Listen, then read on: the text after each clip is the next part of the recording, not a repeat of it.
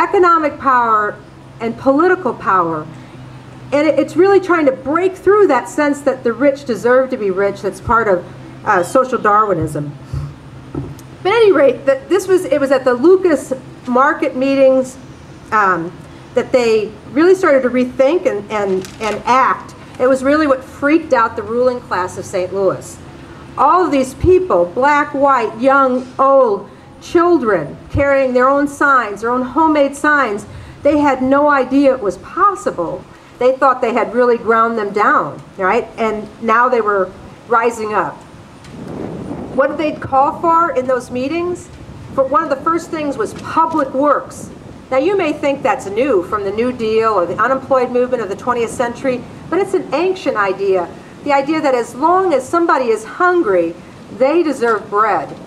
They deserve a job made for them. The mantra of the labor movement became, if one worker is unemployed, the hours of labor are too long, or he deserves to have a job made for him, right? And so that was something that people were calling up ancient ideas of feeding, making sure that you had a job, and that saying that you deserved one. And the other was that this call for government action, the recognition that it was the government that was abiding by this. It wasn't a laissez-faire or leave it alone government. It was acting on behalf of the rich, and people had to take political power. That was part of this too. The other thing that happened at those meetings was this fervent call for worker rights. This idea of a living wage was born in those Lucas Market meetings. The idea that we shouldn't. I mean, one group of workers came out of there. They had been making 73 cents, and they said that they were going to demand $1.75.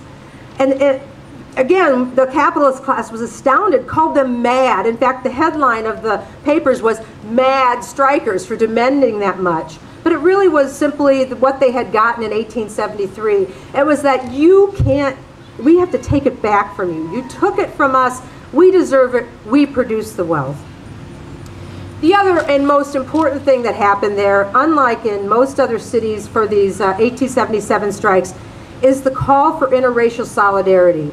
It was not part of the labor movement. Most of the labor movement and the officialdom was rabidly racist, to say the least, and could not overcome those racial divides. But it was on the streets of Lucas Market that in that crowd of people, they could imagine interracial solidarity that we have still not recognized or realized. One of the workers in the midst of the crowd shouted out, "If you're calling for worker rights, are you saying you're calling for us too, for worker rights for Negroes?" And the crowd screamed in response, "Yes."